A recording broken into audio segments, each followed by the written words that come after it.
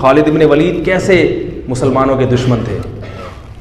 اتنا آپ صلی اللہ علیہ وسلم کے خلاف دشمنی کی، لڑے، تلوار کے زور سے زیر نہیں ہوئے.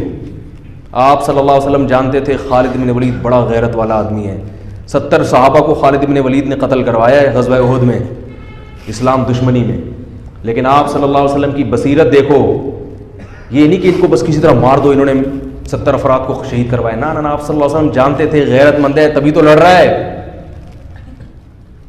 غیرت کا غلط استعمال میں لڑ رہا ہے. لیکن یہ ان کو یہ کنفیوژن ہے کہ یہ صحیح ہے اور ہم کیا ہیں، غلط ہیں. یہ سمجھ رہے ہیں ہم نے ان کے باپ دادا کے دین پہ حملہ کیا ہے، حالانکہ اصل ان کے باپ دادا کا دین وہی ہے جو ہم پیش کر رہے ہیں. جہالت ہے، غلطی ہے. کسی طرح ان کو زیر کرو. ایسا غیرت مند آدمی اگر ہمیں مل گیا تو کس کے لیے کام کرے گا؟ جو ہمارے مخلص لڑاکا اللہ کے لیے لڑنے والے 70 کو شہید کر سکتا ہے، وہ اسلام دشمن جو اللہ کے لیے نہیں لڑتے ان کا کیا کرے گا؟ تو آپ صلی اللہ علیہ وسلم نے کیسی بہترین تدبیر کی کہ صلح حدیبیہ کے بعد آپ صلی اللہ علیہ وسلم نے جب خالد بن ولید لڑنے کے لیے آ رہے تھے، صلح حدیبیہ ہوئی تو چلے گئے، پیغام بھیجا کہ خالد بن ولید کو جا کے بتاؤ کہ نبی نے پیغام بھیجا ہے کہ تمہارے جیسا سمجھدار اور ذہین آدمی اب تک اس کی سمجھ میں اسلام نہیں آ رہا، یہ بات ہماری سمجھ میں نہیں آ رہی. او کما قال صلی اللہ علیہ وسلم، اتنا ذہین آدمیوں کے اسلام نہیں سمجھ میں آ رہا. تو خالد ابن ولید نے جب یہ سنا فوراً متاثر ہوئے. انسان اپنی تعریف سن کے خوش ہوتا ہے. عزت دار لوگ جو ہے نا وہ پیشانی سے پکڑ کے گالیاں دے کے نہیں لین پہ آتے. وہ عزت دار آدمی آپ اس کو اچھے الفاظ سے دین کی طرف بلاؤ گے تو وہ آ جائے گا. قادیانی بھی اگر دین پہ لانا چاہتے ہو نا اور وہ اس میں آپ کو نظر آتا ہے کچھ، تو پھر آپ کو اس سے بہت محبت سے بات کرنی پڑے گی. یہ نہیں جا کے ایک صاحب گئے نا قادیانی کو دعوت دینے کے لیے، ارے کتے جیسی تیری شکل ہے، اس طرح کی بات مجھے اچھا نہیں لگ رہا ممبر پہ بات کرنا. کتے جیسی تیری شکل، تو تبلیغ کرنے جا رہا ہے، کیا کرنے جا رہا ہے بھائی؟ اس کو وہ آئے گا. تو خالد بن ولید کا دل کیا ہو گیا؟ نرم. انہوں نے کہا بہت کرو، تلوار سے نہیں، آرام سے، لڑائی سے ہم زیر، اس کا مطلب مزدل ہم ڈر گئے، نہ آرام سے. تو خالد بن ولید آئے اور اسلام قبول کیا. اور پھر آپ صلی اللہ علیہ وسلم نے کہاں بھیجا ان کو؟ غزوہ موتا میں. 3000 کی لڑائی 3 لاکھ سے تھی تقریباً، مجھے پورے اعداد ابھی یاد نہیں ہیں.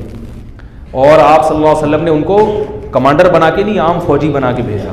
3 صحابہ کو، جن میں جعفر طیار بھی تھے جو نجاشی کے سامنے تقریر کر کے آئے تھے، وہ میں بھی جلدی سے مکمل کر کے بیان ختم کرتا ہوں. ان میں حضرت جعفر طیار وہ بھی تھے. 2 صحابی اور تھے جن میں آپ صلی اللہ علیہ وسلم کے منہ بولے بیٹے زید ابن حارثہ، جو انتہائی چہیتے حب رسول اللہ. جب کوئی سفارش کرنی ہوتی تھی نا کسی نے، تو حضرت زید ابن حارثہ کو جا کے لوگ بتاتے تھے کہ نبی ان کی بات کو مسترد نہیں کریں گے. ایسے چہیتے کو آپ صلی اللہ علیہ وسلم نے میدان جنگ میں بھیج دیا کہ بھئی رومی حملہ کر رہے ہیں، 3 لاکھ کا لشکر ہے. اتنے چہیتے کو بھیجا آپ صلی اللہ علیہ وسلم نے. یہ آپ کی بھی قربانی تھی. جھوٹا نبی ہوتا کہتا ہے ابے بھائی اپنے اپنوں کو یہاں رکھو. ٹھیک ہے، کوئی جھوٹا نبی ہوتا ہے نا کیا کہتا ہے؟ ابے ان کو تو نہیں، وہ ادھر بھیجو. تبھی آپ دیکھ لیں آج کل جو سیٹ اپ چل رہا ہے نا، چھوڑو ابھی میں زیادہ آگے نہیں جاؤں گا. آج کل جو عجیب سا سیٹ اپ چل رہا ہے، اپنے اپنے یہاں دوسرے وہاں، تو ایسا سیٹ اپ چل رہا ہے آج کل. تو نبی صلی اللہ علیہ وسلم نے زید ابن حارثہ کو بھیجا اور جعفر طیار کو، دوسرے عبداللہ ابن رواحہ تھے یا کیا نام تھا ان کا، ایسے مجھے ذہن سے نکل رہا ہے. تو وہ عبداللہ ابن رواحہ رضی اللہ عنہ. آپ صلی اللہ علیہ وسلم نے فرمایا ان میں اگر یہ ایک شہید ہو جائیں تو یہ امیر ہیں، یہ شہید ہو جائیں تو یہ امیر. اور مسجد نبی میں آپ صلی اللہ علیہ وسلم بیٹھ گئے. اب 3 لاکھ کا مجمع ہے اور ادھر تھوڑے سے لوگ ہیں، اور دفاعی جنگ تھی، یہ اقدامی نہیں تھی. ان کو مدینہ آنے سے روکنا تھا. رومی انگریز ہیں. رومی کون تھے؟ جن کو آج انگریز کہا جاتا ہے نا، یہ ان کی اولادیں، انہی کی اولادیں جن سے یہ صحابہ کی لڑائی ہوئی تھی. تو وہ یہ بڑے اس وقت بھی بڑے منظم ہوتے تھے. یہ نبی صلی اللہ علیہ وسلم کی ایک روایت ہے، فرمایا تقوم الساعہ والروم اکثر الناس، قیامت قائم ہوگی پھر بھی رومی دنیا میں زیادہ ہوں گے. تابعین نے جب یہ حدیث سنی، انہوں نے کہا کہ یہ ساری قومیں دنیا سے ختم ہو رہی ہیں، اسلام کی تلوار کے نیچے آ رہے ہیں، رومی رہیں گے آخر تک. تو کوئی ان میں یقیناً کوالٹی ہوگی جس کی وجہ سے مسلمان ان کو قرب قیامت تک ہی. گورے تبھی تو دیکھو نا اب تک ہیں، اتنی بڑی بڑی طاقتیں ہیں. باقی روم اور فارس غائب ہو گئے، پتہ ہی نہیں کہاں. اتنی بڑی بڑی طاقتیں تھیں جو ان سے زیادہ مضبوط تھی رومیوں سے. تو انہوں نے جب اپنا خفیہ نمائندہ بھیجا نا کہ ان میں دیکھیں یہ کیا ان کی کوالٹی ہے جس کی وجہ سے یہ ایسی شکست نہیں ہوگی، ان کو ان سے جنگ رہے گی. تو انہوں نے یہ نوٹ کیا کہ ان کی کوالٹی یہ ہے. دیکھو صحابہ بھی سیکھتے تھے غیر مسلموں سے بھی، غیر مسلموں میں سے بھی سیکھتے تھے ان کے اندر کیا کوالٹی ہے تاکہ وہ کوالٹی ہم اپنے اندر بھی پیدا کریں. کون سی بات ہے ان میں؟ تو وہ سیکھنے کے لیے گئے. تو جا کے دیکھا تو انہوں نے رپورٹ جو بنائی، جو رپورٹ پیش کی وہ یہ تھی کہ ان کو جب شکست ہو جاتی ہے تو یہ دوبارہ لڑائی اس وقت تک نہیں لڑتے جب تک اس شکست کے اسباب پہ غور کر کے اس سبب کو دور نہ کریں. وہ غلطی دوبارہ نہیں دہراتے یہ. اب دیکھو امریکہ افغانستان میں آیا، رشیا والا اسٹائل نہیں ہے امریکہ کا، اس لیے کہ اس کو پتا تھا کہ رشیا جس اسٹائل میں آیا تھا طاقت اور قوت کے بلبوتے پر زمین پہ فوج اتار کے پٹھانوں سے پنگا لے لیا اس نے، ہے بھائی، اور پٹ کے واپس جا رہے. اب ہم لوگ تو مسلمان ہیں نا، صحابہ کے طرز پہ تو ہم چل نہیں رہے، ہم تو وہی غلطی بار بار دہراتے رہیں گے، کرتے رہیں گے. ایک دفعہ وہ پٹ کے آیا، اب جاؤ تم بھی پٹ کے آ جاؤ. ہم تو یہ کرتے رہتے ہیں. ہمارے یہاں کوئی ایسا نہیں ہے کہ بیٹھ کے غور کرو بھائی یہ کیوں ہوا، ملک میں یہ نقصان کیوں ہوا، آئندہ نہ ہو لہذا اس کی تلافی ہو. جیسے بھی قادیانیوں کا جو بل پاس ہو گیا ایک دم سے قادیانیوں کی حمایت میں، تو اس پہ غور ہونا چاہیے ہوا کہاں سے ہے، اس پہ تسلی سے غور ہو کے پھر وہ لوگ سامنے آ جاتے، پھر آئندہ کے لیے ایسا نہ ہو. ان سب چیزوں پہ غور ہونا چاہیے نا. یہ اللہ کا فضل ہے، جامعۃ الرشید نے سپریم کورٹ میں کسی کے توسط سے مقدمہ کروایا ہے اور الحمدللہ اس میں کافی حد تک کامیاب ہوئی ہے. سپریم کورٹ کے جو ابھی موجودہ جج ہیں ان کی بڑی خدمات ہیں قادیانیوں کو کے خلاف، ان کی بڑی خدمات ہیں. ابھی جامعۃ الرشید میں کچھ دن پہلے آئے بھی تھے وہی جج جن کے خلاف لوگ بہت زیادہ بولتے بھی ہیں. تو انہوں نے بتایا کہ بہت ساری باتیں جو میں یہاں بیٹھ کے نہیں کر سکتا، بڑی زبردست باتیں انہوں نے بتائیں، کیونکہ میں یہاں بیٹھ کے کروں گا تو بعض تنظیموں پہ رد ہوگا، پھر وہ تنظیم والے یوٹیوب پہ میرے خلاف پہلے ماشاءاللہ گالیوں کا ایک چل رہا ہے سلسلہ، وہ بھر کے دیں گے. تو انہوں نے بڑے تو ایسی باتیں ممبر پہ بتائی نہیں جاتی، کوئی ایسی خفیہ ایٹم بم کی باتیں نہیں ہیں. وہ بس یہ بتایا کہ اگر فلاں سیاسی تنظیم کی طرف سے گڑبڑ نہ ہوتی تو کتنا کام ہو چکا ہوتا. تو وہ کیا ہے کہ اس میں جناب قادیانیوں کے خلاف جو ہے نا، انہوں نے کہا کہ یہ جو قادیانی اونچی پوسٹوں پر ہیں ان کو اونچی پوسٹوں سے ہٹایا جائے، کیونکہ یہ اونچی پوسٹوں پہ بھیس بدل کے نام چینج کر کے پہنچ جاتے ہیں اور وہاں سے گڑبڑ شروع کرتے ہیں. تو تفتیش کی جائے. یہ کیس جامعۃ الرشید کی طرف سے بھی الحمدللہ ہوا تھا، لیکن کسی کے ذریعے سے، براہ راست نہیں بلکہ کسی کے توسط سے کہ بھئی یہ حکومت اس کی انکوائری کرے. تو الحمدللہ ان جج نے بڑا ساتھ دیا اور وہ خود بھی اس کے ذاتی طور پر اس کے حامی تھے. تو اس طرح سے کیا ہوتا ہے کہ بھئی آئندہ یہ غلطی نہیں ہوگی، کیونکہ بہت اونچی پوسٹوں پہ قادیانی پہنچے ہوئے ہیں اور وہ جا کے کیا کرتے ہیں، ایسی گڑبڑے کراتے ہیں. تو وہاں تک پہنچنا نہ دیا جائے ان کو. تو میں یہ عرض کر رہا تھا کہ خالد ابن ولید رضی اللہ تعالیٰ، وہ جو تینوں شہید ہو گئے اور ایسی جنگ لڑی ہے انہوں نے. عبداللہ ابن رواحہ نے فرمایا گوشت کھا رہے تھے، انہوں نے چھوڑ دیا. انہوں نے فرمایا کہ زمانہ بہت طویل ہے، جو دیکھ لیا نا نہیں ٹک سکتے، ان کے سامنے لڑائی لازمی ہے. تو ایک صحابی نے تو اپنی بیوی کو طلاقیں دے دی وہاں کھڑے ہو کر. انہوں نے کہا بیوی یاد آ رہی ہے جس کی وجہ سے میں جنگ میں لڑ نہیں پا رہا، تو اس کو طلاق دی تاکہ اب نہ بچوں کی فکر نہ بیوی کی فکر. اب کیونکہ لڑائی اتنی سخت تھی، ظاہر ہے کوئی ریشو نہیں بنتا نا، اتنے بڑے لشکر کو بھگانے کا کوئی تناسب ہی نہیں بنتا نا، کوئی جنگ کا کوئی کچھ تو ہو. تو اب تو ظاہر ہے صرف جذبہ ہی ہے اور بھرپور لڑائی ہے موت کی.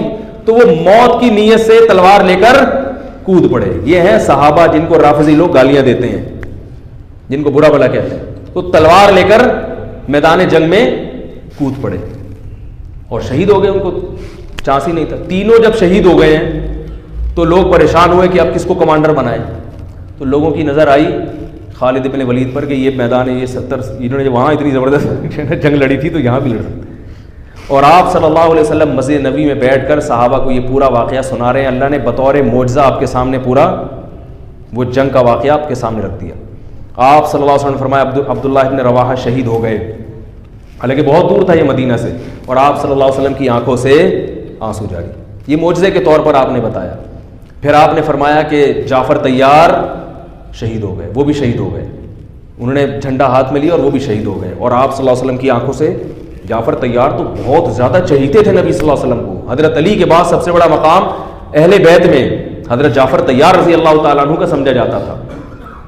تو آپ صلی اللہ علیہ وسلم نے صحابی کو خبر دی کہ جاؤ ان کی 4 بیویاں ہیں، ان کو جا کے اطلاع دو کہ وہ شہید ہو گئے ہیں. پھر ان کے بچوں کے سر پہ ان کے چھوٹے چھوٹے یتیم بچے تھے حضرت جعفر طیار کے، ان کے سر پہ آپ صلی اللہ علیہ وسلم نے پیار کیا اور آپ صلی اللہ علیہ وسلم ان بچوں کا پھر بہت خیال کیا کرتے تھے. تو وہ عورتوں کے رونے کی آواز آئی, بڑا دلچسپ واقعہ ہے. پھر آپ صلی اللہ علیہ وسلم نے منع کیا کہ ان عورتوں کو کہو کہ اپنی آوازیں پست کریں, گھر کی چار دیواری سے آواز ان کی باہر نہ نکلے. بڑے خوبصورت جوان تھے حضرت جعفر طیار, اور نبی کے چہیتے تھے. اور غزوہ بدر میں حضرت جعفر طیار کی بڑی قربانیاں تھیں. جب یہ آیا ہے نا کافروں کا لشکر بدر میں سامنے, اور کافروں کے سردار آئے کہ حل میں مبارز کوئی ہے ہم سے لڑنے والا, یعنی پہلے ہم سے لڑے, پھر ہم دونوں میں سے کوئی قتل ہوگا تو پھر جنگ شروع ہوگی. ایسے بھی تھے. تو ادھر سے کون آئے؟ پہلے کچھ انصاری صحابی آئے. تو وہ جو ولید ابن عقبہ تھا نا, ولید ابن عتبہ, اس نے کہا نہ ہمیں اپنے جیسا چاہیے. ہمیں کیسا چاہیے؟ قریشی سردار ہونا چاہیے جو میرے مقابلے میں آئے, پھر لڑائی کا مزہ ہے. یہ وہ بہادری ہے جو کس میں تھی؟ بولو نا بھائی, عربوں میں. تو ادھر سے پھر حضرت علی آئے, حضرت جعفر طیار آئے, حضرت حمزہ آئے. ادھر سے بھی 3 آدمی ادھر سے بھی 3. تو اس نے کہا نام اکفاؤنا, ہاں یہ ہیں ہماری قوم کے, ہمارے جیسے شیر ہیں, بہادر ہیں, لڑنا جانتے ہیں, ان سے لڑائی میں مزہ آئے گا. اور پٹ گئے تینوں. تینوں کیا ہو گئے؟ تو ادھر سے حضرت جعفر طیار جب آئے نا, تو یہ تو بہادری کی بات ہے نا بھائی. ادھر 313 ادھر 1000, اور لڑائی ایسے شروع ہو رہی ہے کہ دونوں میں سے جب تک ایک زندہ ہے لڑائی شروع نہیں ہوگی. اور اس میں کتنا 50% چانس ہے نا اپنے شہید ہونے کا. اور سامنے سے بھی پتا ہے کہ بہادر ترین آدمی آیا ہے. کمزور ہو تو آدمی کہتا ہے میں جاؤں یار, میں بسم اللہ کروں, بلکہ اس میں بھی نہیں جائے گا, وہ کیا یار پٹ پٹا ہی نہ جاؤں میں. تو ایسے صحابی تھے جعفر طیار. اور وہ غزوہ موتا میں نبی کے کیسے چچا زاد بھائی شہید ہو گئے. تو آپ صلی اللہ علیہ وسلم کی آنکھوں سے آنسو بہہ رہے ہیں, اور آپ نے فرمایا کہ وہ بھی شہید. پھر آپ کے جو چہیتے, حب رسول اللہ, نبی کے چہیتے. حب کا ترجمہ اردو میں کیا ہوگا؟ چہیتا. کہتے ہیں نا بڑا چہیتا ہے, لاڈلا ہے, نبی کے لاڈلے, جن کو آپ صلی اللہ علیہ وسلم نے لے کے کئی سال پالا ہے. اتنی محبت دی کہ جب ان کے اصل باپ دادا آئے نا ان کو لے جانے کے لیے, تو انہوں نے کہا نہیں میں نہیں جاتا, میں ادھر ہی رہوں گا. اتنی محبت ہو گئی تھی. اطلاع آئی کہ وہ بھی شہید ہو گئے. تو اب آپ صلی اللہ علیہ وسلم نے فرمایا قد اخذ الرایۃ سیف من سیوف اللہ, اللہ کی تلواروں میں سے ایک تلوار نے جھنڈا ہاتھ میں لے لیا. اس میں اشارہ تھا کہ اب یہ تلوار ٹوٹے گی نہیں, کیونکہ یہ کس کی تلوار ہے؟ اللہ کی. اسی وجہ سے کہا جاتا ہے کہ حضرت خالد ابن ولید خود بتاتے ہیں کہ میں گھمسان کی جنگوں میں لڑا ہوں شہادت حاصل کرنے کے لیے, مگر کس پر میری موت واقع ہو رہی ہے؟ بستر پہ رو رہے تھے. فرمایا کوئی ایسی جگہ میں نے چھوڑی نہیں ہے جہاں مجھے شہادت نظر آئی ہو اور میں گھسا نہ ہوں اس میں لڑتے ہوئے, مگر موت کہاں آ رہی ہے؟ بستر پہ. علماء نے اس کی وجہ بیان کی ہے کہ جس کو اللہ کے نبی نے اللہ کی تلوار کہہ دیا ہو تو یہ اشارہ ہے کہ اس کو شہادت نہیں مل سکتی, کیونکہ شہادت کا مطلب کافروں کے ہاتھوں قتل, اور کافر نے اللہ کی تلوار کو توڑ دیا, تو یہ نبی کی بات کیا ہو جاتی؟ غلط. تو حضرت جعفر طیار حضرت خالد ابن ولید فرماتے ہیں کہ ہم نے صبح سے لے کے رات تک لڑائیاں لڑتے رہے ہیں, صبح سے لے کے. اس لیے کہتا ہوں اللہ کے بندوں کچھ ایکسرسائز کیا کرو, خدا کے بندوں. صحابہ کتنا اسٹیمنا چاہیے. میں یہ نہیں کہہ رہا تلواریں چلانے کے لیے ایکسرسائز کریں, پھٹنے کے لیے کریں, اس کے لیے آرمی ہے, فوج ہے. جہاد کرنا ہے, جنگ لڑنی ہے, کس کو جوائن کرو؟ آرمی کو جوائن کرو, ملک کی حفاظت کرو. اپنے ہی لوگوں پہ جا کے پھٹ جانا یہ جہاد بولو نا بھائی نہیں ہے. لیکن یہ تو پتا چلتا ہے نا کہ جب ملک کو ضرورت ہوئی, جب دین کو ضرورت ہوئی لڑنے کے لیے, مذہب کو ضرورت ہوئی لڑنے کے لیے, تو لڑنے کے لیے کچھ گدے پہ بیٹھ کے لڑائی سیکھو گے کیا؟ اور صحابہ کا اسٹیمنا کتنا تھا. صبح حضرت خالد بن الولید تلوار کتنی بھاری ہوتی کہ آپ اٹھا کے دیکھیں, وہ جو تلواریں تھیں وہ یہ قصائیوں کی چھریاں نہیں ہوتی تھیں, اتنی بھاری بھرکم تلواریں. فرماتے ہیں صبح فجر سے لے کے رات مغرب تک ہم تلواریں چلاتے رہے, اور میرے ہاتھ میں 9 تلواریں ٹوٹی ہیں, 9 تلواریں. اتنے لاکھ مجمع کے ساتھ لڑنا, اور کہتے ہیں میں اتنا قتل کیا ہے بندہ میں نے کہ ان کا اتنا زور تھا, مدینہ ہاتھ سے چلا جاتا صحابہ کے, مدینہ ہاتھ سے چلا, مدینہ کا دفاع تھا یہ. کہہ رہے اتنی تلوار چلی ہے کہ پھر وہ حضرت خالد بن جوش میں نا اشعار میں وہ پڑھا کرتے تھے. اور خواتین سے بھی کہتا ہوں کہ رشتوں کے لیے یہ جو سنگر ٹائپ کے لوگ ہوتے ہیں نا, گلوکار, ان کو پسند نہ کیا کرو. آج کل خواتین کے ہیرو کون ہیں؟ جو فلموں میں ٹھمکے لگا رہے ہیں, ناچ رہے ہیں, گا رہے ہیں, 10 20 لڑکیوں سے دوستیاں لگائی ہوئی. ان کو کہتی ہیں یہ ہیرو, کاش میری اس سے شادی ہو جائے, جو انڈین فلموں اور انگریزی فلموں کے ہیرو ہوتے ہیں. دینداروں سے محبت کرنا کرو, اور اپنے بیٹیوں کی جو شادیاں ہیں کس سے کیا کرو؟ دینداروں سے, جو معاشرے کے خلاف لڑنا جانتے ہیں. لڑنے سے یہ نہیں کہ بندوقیں چلانا, رسم و رواج میں ان کے خلاف چلنا, ان پہ کانفیڈنس ہے, ان کا ایک سوچ ہے, ایک تھنکنگ ہے. گلوکار سنگر بیچارے کی کیا سوچ ہوتی ہے؟ وہ تو ناچتا ہے, ٹھمکے لگاتا ہے, 10 لڑکیاں ادھر 10 لڑکیاں ادھر مر رہی ہیں, اور شہوت پرستی میں اور اپنی خواہشات کی غلامی میں ساری زندگی گزر جاتی ہے. ان میں کانفیڈنس نہیں ہوتا, سوری, ان میں قوت مزاحمت نہیں ہوتی ان لوگوں میں. ان کی خواہشات, اگر اس طبقے کو اگر کچھ خواہشات ان کی چھین لی جائیں تو یہ تو ویسے ہی خودکشی کر کے مر جائیں.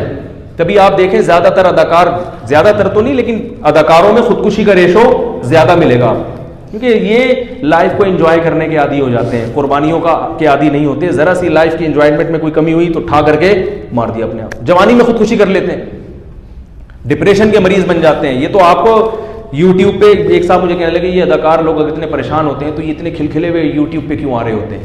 او بھائی, یوٹیوب پہ تو دانت دکھانے کے پیسے ملتے ہیں ان کو. جب کسی فنکشن میں بلایا جاتا ہے اداکاروں کو تو ان کو تو باقاعدہ مسکرا کے بات کرنا اور فیس ایکسپریشن سے ایسا ظاہر کرنا, بہت خوش ہیں, ہاں ہاں ہی ہو کر کے ملنا, یہ مصنوعی ہے,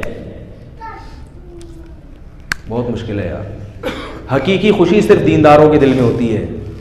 باقی یہ جو اداکاروں, فنکاروں, گلوکاروں کی خوشی ہے یہ اوپر سے میڈیا کے, کبھی آپ اکٹھے وقت گزار کے دیکھو ان کے ساتھ تو آپ کو پتہ چلے گا یہ بیچارے بہت پریشان ہوتے ہیں. اتنے پریشان کہ بیان نہیں کیا جا سکتا. تو میں یہ عرض کر رہا تھا, تبھی تو دیکھو کبھی کوئی مزار پہ جا رہا ہے, کبھی کوئی روحانی بابا کے پاس جا رہا ہے. جتنے اداکار فنکار ہیں نا, کوئی کسی نے کچھ باندھا ہوا ہے, کسی تعویذ باندھا ہوا ہے, امام ضامن باندھا ہوا ہے, ہر وقت خوف, ہر وقت ڈر, پتہ نہیں کیا ہو جائے. مولوی دیکھو پھوکے لگا رہے ہیں مگر اپنے تعویذ نہیں باندھ رہے ہوتے. مولوی لوگ خودکشی نہیں کرتے, 2 نمبر بھی نہیں کرتے خودکشی, عجیب سی بات ہے. یعنی 2 نمبر مولوی بھی, جو مولویت کا نام آ گیا نا, وہ بھی نہیں کہہ رہا یار جاؤ اڑے باڑ میں, خودکشی بھی کرے گا, جاؤ اڑے. کیا ہے, تنخواہیں کتنی کم ہوتی ہیں مولویوں کی. قاریوں کو سارا دن بیچارے رگڑا لگانا پڑتا ہے بیچاروں کو, بچوں کو پڑھاتے ہیں سارا دن بیٹھ کے, تنخواہ کیا مل رہی ہے تھوڑی سی, پھر بھی خوش ہے. کبھی بیٹھو قاری کے ساتھ, بچوں کو پڑھا رہا ہو تو بڑے فارم میں ہوگا وہ تیش میں, لیکن ویسے نارمل لائف میں بڑا خوش ہوگا. میں نے اپنی زندگی میں اہل حق علماء کی بات کر رہا ہوں, جتنے اہل حق علماء دیکھے ہیں سارے خوش مزاج ہی دیکھے ہیں, سب خوش مزاج دیکھے, خوش رہتے ہیں. وہ پتہ نہیں کیا ان کو ایک خوشی ہے. اللہ تعالیٰ نظر بد سے بچائے اور اس نعمت کی شکر کی توفیق عطا فرمائے. تو جلدی سے بات کروں, بہت لمبا بیان ہو گیا آج. تو حضرت جعفر طیار, وہ حضرت خالد بن ولید کیا کہتے ہیں, کتنی تلواریں میرے ہاتھ سے ٹوٹی ہیں. تو اس لیے میں کہتا ہوں تھوڑا سا اپنے آپ کو صحابہ کے مشابہ بناؤ. المؤمن القوی خیر من المؤمن الضعیف, طاقتور مومن کمزور مومن سے اللہ کو زیادہ. ایک بیماری اللہ کی طرف سے آتی ہے, چاہے جتنی ایکسرسائز کر لو, جتنی خوراکیں کھا لو, اللہ جب بیمار کرنا چاہے تو پھر, وہ تو ایوب علیہ السلام اپنی صحت کا خیال کرتے ہوں گے نا, پھر بھی ساری زندگی بیماری میں گزر گئی. وہ اللہ کی طرف سے, اس پہ تو اجر ملتا ہے, درجات بلند ہوتے. ایک ہوتی ہے اپنی حماقتوں سے. تو جو ایکسرسائز نہیں کرتے, محنت مزدوری نہیں کرتے, یا محنت والے کام نہیں کرتے, بیمار ہو جاتے ہیں. آج میں صبح جاگنگ کے لیے کہیں گیا تو ایک وہ نوجوان, ناراض نہ ہو بھائی جو میری بات سن رہا ہے, وہ غیبت نہیں ہے, کسی کو پتہ نہیں ہے, اور صرف وہ اکیلا نہیں ہے, اس کے علاوہ اور بھی نوجوان ہیں. اس کی نیت تو اچھی تھی, لیکن چونکہ اس نوجوان کے الفاظ سے مجھے وہ واقعہ یاد آیا جو میں نے کسی نوجوان سے سنا. میں نے کسی آرمی کے میجر کا واقعہ سنایا تھا, ہمارے دوست ہیں لاہور میں, ان کی بڑی زبردست فٹنس ہے, ایکسرسائز بہت کرتے ہیں, آدھا گھنٹہ صبح جاگنگ کرتے ہیں. تو وہ مجھے بتا رہے تھے کہ میرے ساتھ کوئی لڑکی آ کے سیلفی بنا کے چلی گئی. تو مجھے بتا رہے تھے کہ یار وہ ہم کبھی وردی میں ہو تو بعض دفعہ لڑکیاں آ کے سیلفیاں بنا کے چلی جاتی ہیں فٹنس کی وجہ سے بڑی. تو کہہ رہے میں نے تو پتہ بھی نہیں چلا اور آ کے بنا کے چلی گئی, اب یہ کہیں فیس بک پہ ڈال دے گی تو میری بیوی سے میری پٹائی ہو جائے گی. تو میں نے یہ واقعہ کہیں بیان میں بتا دیا. تو اب کچھ لڑکوں کی رپورٹ آئی, صبح کیا کر رہے ہیں, جاگنگ کر رہے ہیں. میرے پاس رپورٹ آئی, کیوں کر رہے ہیں, کہہ رہے مفتی صاحب نے کہا تھا وہ کیا ہوتا ہے لڑکیاں سیلفیاں بنا کے. تو جس کی یہ نہیں ہے تو اس کی تو صحت بن ہی نہیں سکتی, کیونکہ وہ سارا ادھر ہی اس کا جو ہے نا اسی غم میں گھلا جا رہا ہوگا. سمجھ رہے ہو کہ نہیں سمجھ رہے؟ تو شریعت کی نیت سے جو صحت اچھی ہوتی ہے, ماں باپ کے حقوق ادا ہوتے ہیں, بیوی بچوں کے حقوق ادا ہوتے ہیں, اللہ کی عبادت ہوتی ہے, روزوں پر طاقت نصیب ہوتی ہے, اس نیت سے آدمی کرے اور نبی کا فرمان ہے, باقی کوئی نیت نہیں ہونی چاہیے, اور توکل اللہ پہ کرے کہ اللہ چاہے گا تو صحت اچھی ہوگی, نہیں چاہے گا تو جو مرضی کرتے رہو. اچھے ہم نے صحت مند دیکھے ہیں, ہر چیز کا خیال کرتے ہیں اور ہارٹ اٹیک سے اسی وقت, حالانکہ ان کے دل میں کوئی ایک دن پہلے ٹیسٹ کروایا, سب رپورٹیں کلیئر, اگلے دن ہارٹ اٹیک سے مر گئے. تو وہ اللہ سے تو کوئی نہیں لڑ سکتا نا, وہ تو تقدیر ہے. تبھی حکم ہوا ہے کہ دنیا سے محبت نہیں کرو, دنیا کمانے کی کوشش ضرور کرو مگر دل دنیا سے نہ لگاؤ, کوئی بھروسہ نہیں ہے. انہا خلۃ قد سیت من دمہا فجع وولع واخلاف وتبدیل, گرگٹ کی طرح رنگ بدلتی ہے یہ, آج دکھا رہی ہے بہت سباق, اگلے دن جو ہے نا گرگٹ کی طرح رنگ بدلے گی. تو 9 تلواریں ٹوٹی ہیں, 9 تلواریں چلا چلا کے, تلواروں سے تلواریں مار مار کے ٹوٹی ہیں, پھر دوسری تلوار لیتے تھے. اور کہتے ہیں ہم پھر شاعری میں اپنی بہادری کے واقعہ بیان کرتے تھے کہ ہم نے جنگ کے موقع پر یا اس طرح تحدیث بن نعمت کے طور پر یہ بہادری بیان کرنا غلط نہیں ہے.